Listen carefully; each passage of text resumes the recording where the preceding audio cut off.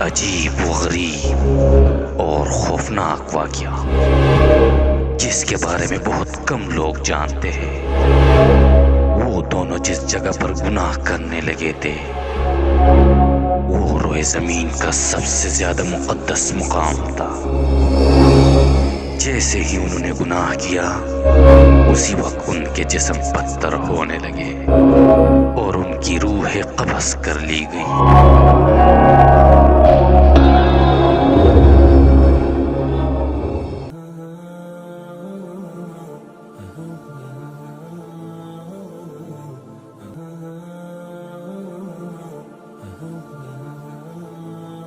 بسم اللہ الرحمن الرحیم۔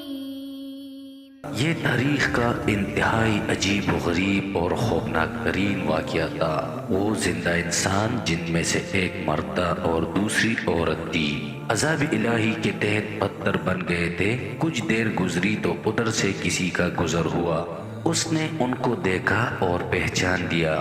یہ بھی معلوم ہو گیا کہ انہوں نے اس مقدس و متبرک ترین مقام پر کیسا گناونا کام کیا تھا جس کی پوری طور پر پکڑ ہو گئی تھی۔ لوگوں کا مارے غصے اور دکھ کے انتہائی برا حال ہو گیا۔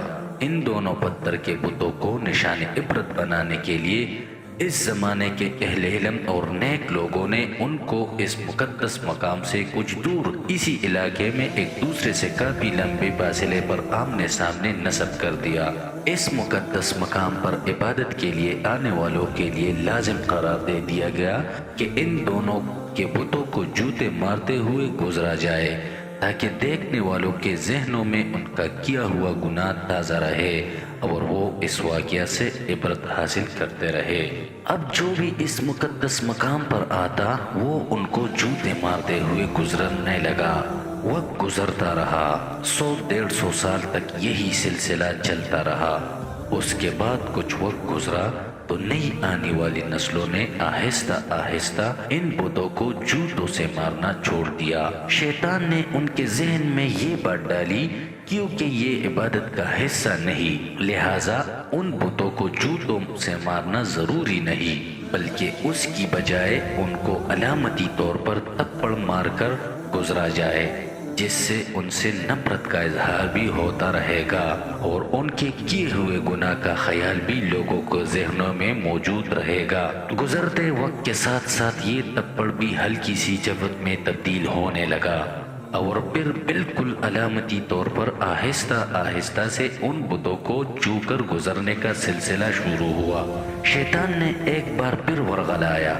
اب لوگ ان بتوں کو اس نیت سے چھوتے کہ وہ ان سے نفرت کرتے ہوئے تھپڑ مار رہے ہیں، لیکن ساتھ ہی دعا اپنی حاجات کے لیے دعا بھی مانگنے لگے تھے۔ شیطان نے ان کے ذہن میں بٹھا دیا کہ اگر تم ان بتوں کو نفرت سے چھوتے وقت دعا مانگو گے تو تمہاری دعائیں جلدی قبول ہوگی۔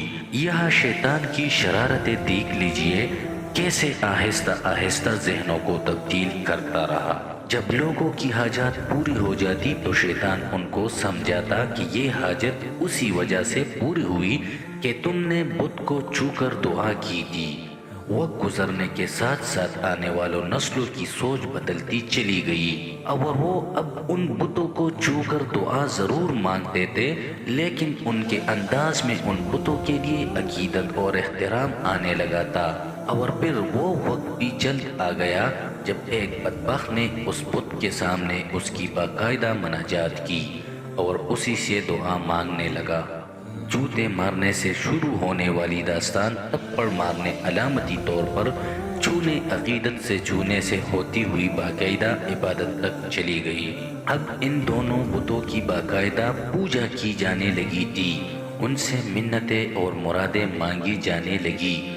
بدی اور بدی کے عبرتناک انجام کی علامت بنا لیے گئے تھے۔ اب دونوں بت خدا بنا لیے گئے تھے۔ ایک وقت آیا کہ ان بتوں کو سجدے کیے جانے لگے، ان کے سامنے قربانی کی جانے لگی اور ان کا شمار بڑے بتوں میں کیا جانے لگا۔ پھر یہ اندھیری رات اور زیادہ گہری ہوتی چلی گئی، یہاں تک کہ ایک دن رشد و ہدایت کا ایک سورج طلوع ہوا جس سے وہ پورا خطہ اور 4 دانگ عالم جگمگا اٹھے، دنیا سے جہالت چھٹنے لگی۔ ایک عظیم ہستی نے ساری دنیا میں ایک ایسا عظیم انقلاب برپا کر دیا تھا جس نے روز قیامت تک جاری و ساری رہنا تھا۔ ایک دن عرب کا وہ بادشاہ جو غریبوں کا والی اور بے کسوں کا سہارا تھا، فاتح بن کر اس مقدس زمین میں آن پہنچا۔ ان کی ایک نگاہ سے بت اور بت پرست ٹوٹ کر بکھرنے لگے، لوگ توبہ طائب ہو کر بتوں سے دور ہونے لگے، سب کو اپنے سچے خالق و مالک کی پہچان ہونے لگی۔ ہزاروں سال سے یہ پیاسی زمین، یہ کرہ ارض ہدایت سے سیراب ہونے لگی۔ زمین و آسمان کی مخلوقات نے خیرت سے اس عظیم الشان انقلاب کا منظر پہلی بار دیکھا تھا۔ ایک دن آپ صلی اللہ علیہ وآلہ وسلم نے اپنے سب سے پیارے ساتھی علی رضی اللہ تعالی عنہ کے ساتھ خانہ خدا میں داخل ہوئے۔ سب لات منات کے بت توڑے جانے لگے، بتوں کے ٹکڑے اڑ رہے تھے اور ان کو پوجنے والے جو اپنے سچے رب کو پہچان چکے تھے دیکھ کر اپنی سابقہ گمراہی پر پچھتا رہے تھے۔ آپ صلی اللہ علیہ وآلہ وسلم بتوں کو ریزہ ریزہ کر رہے تھے اور ساتھ ساتھ یہ آیت بھی دہراتے جا رہے تھے کہ حق آیا اور باطل مٹ گیا، بے شک باطل مٹنے کے لیے ہی ہوتا ہے۔ اس کے بعد آپ صلی اللہ علیہ وآلہ وسلم ان دونوں انسانی بتوں کی جانب متوجہ ہوئے جنہیں کئی 100 سال پہلے ایک گناہ کی پکڑ میں پتھر بنا کر نمونہ عبرت بنا دیا گیا تھا۔ مرد کا بت صفا کے مقام پر نصب تھا اور عورت کا بت مروہ کے مقام پر۔ آپ صلی اللہ علیہ وآلہ وسلم نے ان کو بھی ٹکڑے ٹکڑے کر کے اٹھا کر خانہ خدا کی حدود سے باہر پھینک دیا۔ یہ عورت مرد کون تھے؟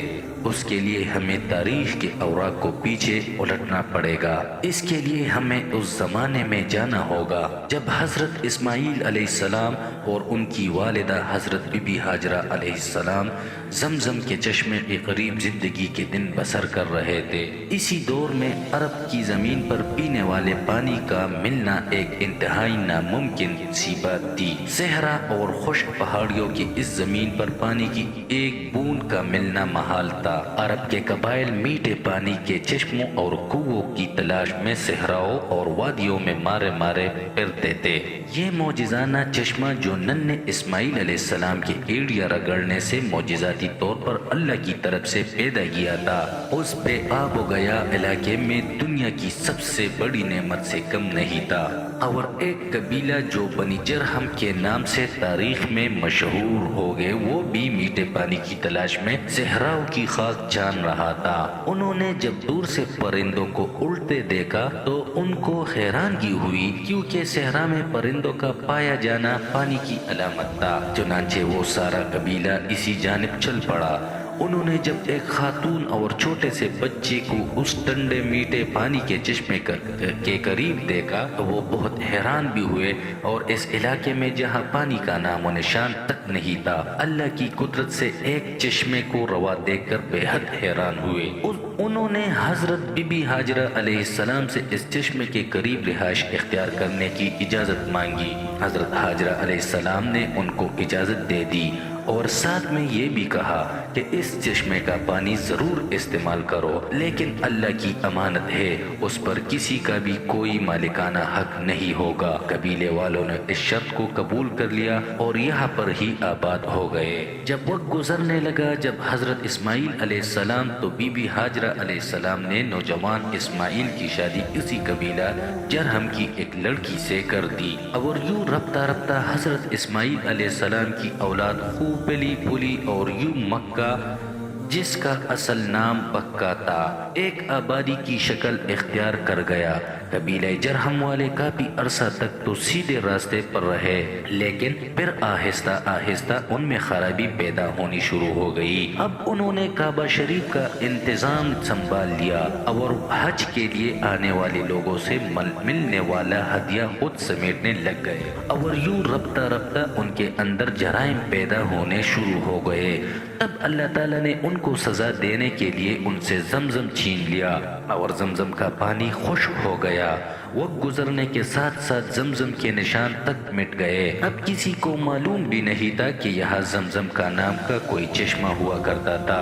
اسی قبیلے کا ایک شخص جس کا نام مزاز بن عمرو تھا، بہت ہی نیک اور پارسا شخص تھا۔ اس نے قوم کو بہت سمجھایا، ان کو بہت سے خطبے دیے، اللہ کے عذاب سے ڈرایا، لیکن ان پر کوئی اثر نہ ہوا۔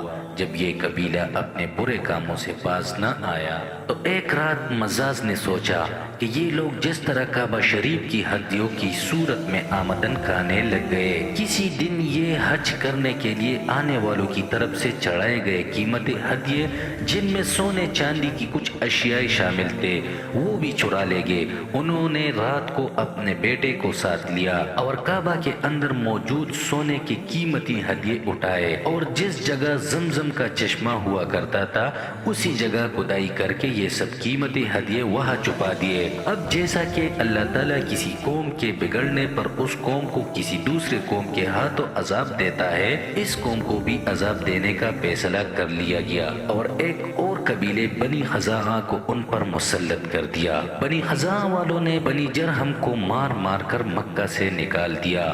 ان کے قبیلے کے کثیر تعداد میں افراد کو قتل بھی کر ڈالا، اور یوں لٹے پٹے بنی جرہم یمن میں جا کر آباد ہو گئے۔ اسی زمانے میں اس قبیلے کے ہاں ایک لڑکے اور لڑکی نے جنم لیا۔ لڑکے کا نام عیسیٰ بن یلا تھا اور لڑکی کا نام نائلہ بنت زید تھا۔ وہ دونوں جب جوان ہوئے تو ایک دوسرے کے عشق میں گرفتار ہو گئے اور انہوں نے آپس میں ناجائز تعلقات قائم کر لیے۔ ایک بار یہ دونوں حج کے لیے ایک قافلے کا ہمراہ مکہ مکرمہ گئے۔ خانہ کعبہ میں ان کو انتہائی میسر آئی تو انہوں نے ایک قبیح فعل کرنے کا ارادہ کر لیا۔ چنانچہ جیسے گناہ کے مرتکب ہوئے تو انہیں عذاب الہی نے آن گھیرا، یوں وہ پتھر کے بت بنا دیے گئے۔ اس کے آگے کے حالات آپ نے تحریر کی ابتدا میں پڑھ لیے ہیں۔ جب ان کے بت نبی کریم صلی اللہ علیہ وآلہ وسلم نے خانہ کعبہ کی حدود سے باہر پھینکوا دیے تو اس وقت مسلمانوں کے ذہن میں صفا و مروہ کے دوران سعی کے بارے میں شک و شبہ پیدا ہو گیا۔ وہ سوچنے لگے کہ کیونکہ صفا و مروہ پر دونوں کے بت پہلے نسب تھے جن کا طواف جاہلیت کے زمانے میں کیا جاتا تھا، لہٰذا اب ان کا صفا و مروہ کا طواف کہیں ان بتوں کی یاد میں طواف نہ ثابت ہو، جس کی وجہ سے ان پر بھی اللہ کا عذاب نازل نہ ہو جائے۔ اس پر سورہ بقرہ آیت نمبر 58 نازل ہو، جس میں اللہ تعالیٰ نے ارشاد فرمایا، بے شک صفا اور مروہ اللہ کی نشانیوں میں سے ایک ہے، سو جو شخص حج کرے بیت اللہ کا یا عمرہ کرے تو نہیں ہے کچھ گناہ اس پر جو صحیح کرے ان دونوں کے درمیان، اور جو شخص خوش دلی سے کرتا ہے کوئی نیک کام تو بے شک اللہ بے قدردان سب کچھ جاننے والا ہے۔